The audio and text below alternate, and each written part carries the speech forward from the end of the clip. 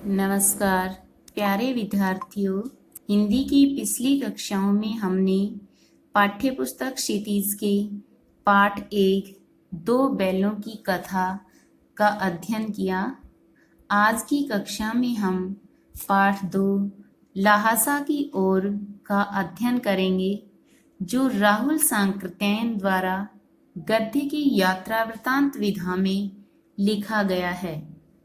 यह पाठ राहुल जी की प्रथम तिब्बत यात्रा से अवतरित है, जो उन्होंने सन 1929-30 में नेपाल के रास्ते से की थी। उस समय भारतीयों को तिब्बत यात्रा की अनुमति नहीं थी, इसलिए उन्होंने यह यात्रा भिखमंगे के छद्मवेश में की थी। इस यात्रा वृत्तांत में उन्होंने तिब्बत की राजधानी ल्हासा की ओर जाने वाले दुर्गम रास्तों का वर्णन बहुत ही रोचक शैली में किया है। इस यात्रा वृत्तांत में हमें उस समय के तिब्बती समाज के बारे में जानकारी मिलती है। सर्वप्रथम हम पाठ के लेखक परिचय का अध्ययन करेंगे, जो इस प्रकार है।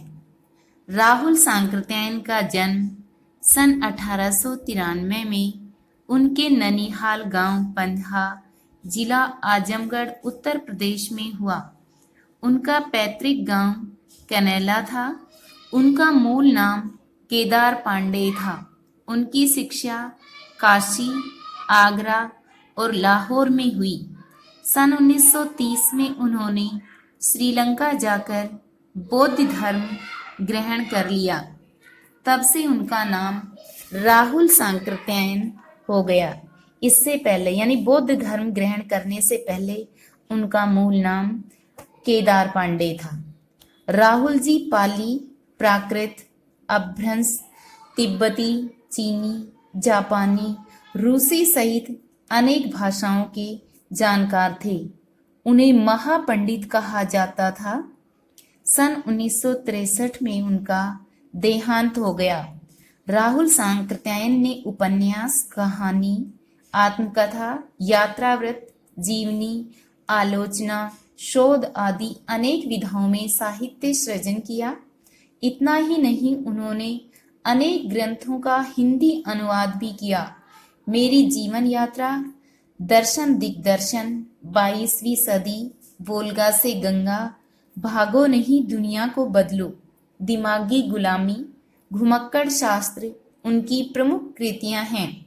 साहित्य के अलावा दर्शन, राजनीति, धर्म, इतिहास, विज्ञान आदि विभिन्न विषयों पर राहुल जी द्वारा रचित पुस्तकों की संख्या लगभग 150 है। राहुल जी ने बहुत सी लुप्त प्राय सामग्री का उद्धार कर अत्यंत महत्वपूर्ण कार्य किया। यात्रा वृत्तांत लेखन में राहुल जी का स्थान अन्यतम है। उन्होंने घुमक्कड़ी का शास्त्र रचा, जो उससे होने वाले लाभों का विस्तार से वर्णन करते हुए मंजिल के स्थान पर यात्रा को ही घुमक्कड़ का उद्देश्य बताया। घुमक्कड़ी से मनोरंजन, ज्ञानवर्धन एवं अज्ञात स्थलों की जानकारी के साथ साथ भाषा एवं संस्कृति का भी आदान प्रदान होता है। राहुल जी ने विभिन्न स्थानों की भौगोलिक वर्णन के अलावा वहां के जनजीवन की सुंदर झांकी भी प्रस्तुत की है। ल्हासा की ओर राहुल सांकृत्यायन द्वारा लिखित यात्रा वृत्तांत इस प्रकार है।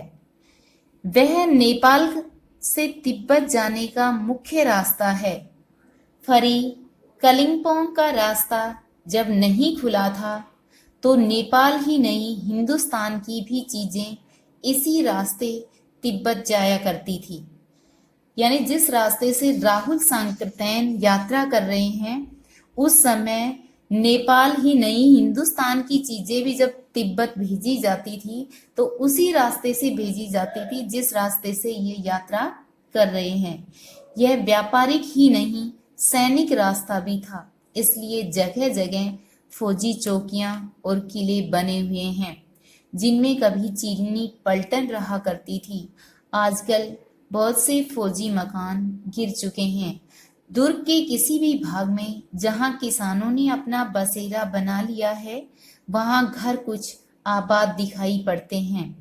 ऐसा ही परित्यक्त परित्यक्त का मतलब होता है त्यागा हुआ या छोड़ा हुआ एक चीनी किला था। हम वहां चाय पीने के लिए ठहरे। तिब्बत में यात्रियों के लिए बहुत सी तकलीफें भी हैं और कुछ आराम की बातें भी। वहां जाति पाति छुआछूत का सवाल ही नहीं है और न ही औरतें पर्दा करती हैं। बहुत निम्न श्रेणी के भिखमंगों को लोग चोरी के डर से घर के भीतर नहीं आने देते, नहीं तो आप बिल्कुल घर के भीतर चले जा सकते हैं, चाहे आप बिल्कुल अपरिचित हों।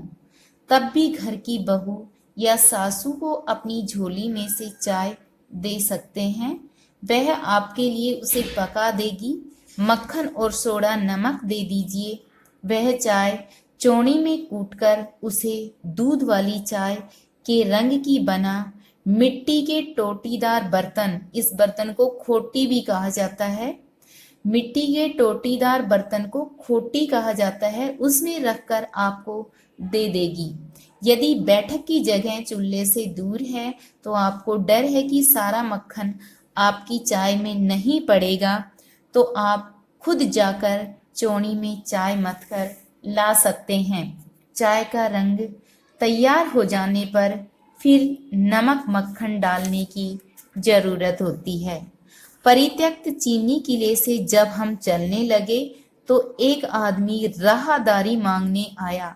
राहदारी से आशय है राह का कर।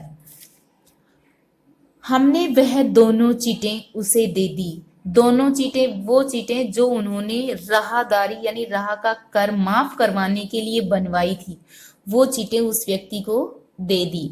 शायद उसी दिन हम थोनला के पहले आखिरी गांव में पहुंच गए। यहाँ भी सुमति की जान पहचान के आदमी थे।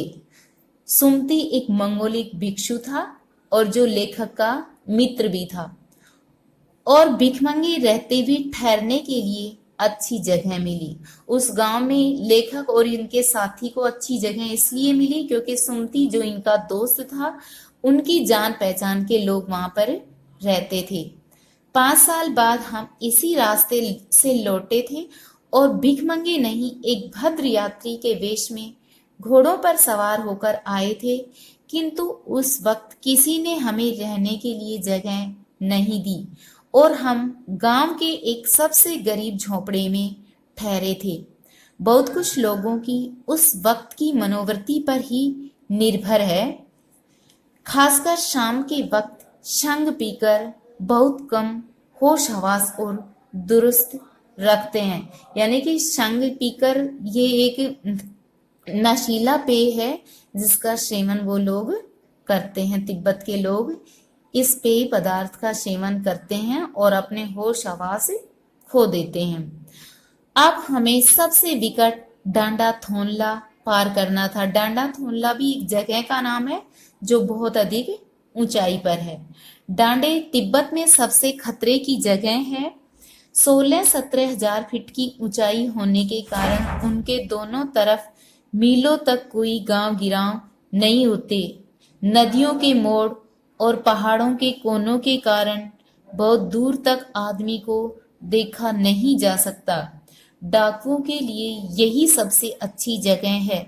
तिब्बत में गांव में आकर खून हो जाए तो खूनी को सजा भी मिल सकती है, लेकिन इन निर्जन स्थानों पर मरे हुए आदमियों के लिए कोई परवाह नहीं करता। सरकार, खुफिया विभाग और पुलिस उन पर उतना खर्च नहीं करती और वहां सरकार, खुफिया विभाग और पुलिस पर उतना खर्च नहीं करती और वहां गवाह भी तो नहीं मिल सकते। डकैत पहले आदमी को मार डालते हैं और उसके बाद देखते हैं कि कुछ पैसा है कि नहीं। हथियार का कानून नहीं होने के कारण यहाँ लाठी की तरह लोग पिस्तौल और बंदूक लिए फिरते हैं। यानी तिब्बत में हथियार का कोई कानून नहीं है और ऐसा होने के कारण लोग तिब्बत में बंदूक और पिस्तौल लाठी की तरह लेकर सरेआम घूमते हैं। डाकू यदि जान से न मारे तो खुद उसे अपने प्राणों का खतरा है। यानी डाकू किसी व्यक्ति को अगर जान से नहीं मारता तो उसे खुद के प्राणों का खतरा रहता है, इसलिए वह व्यक्ति को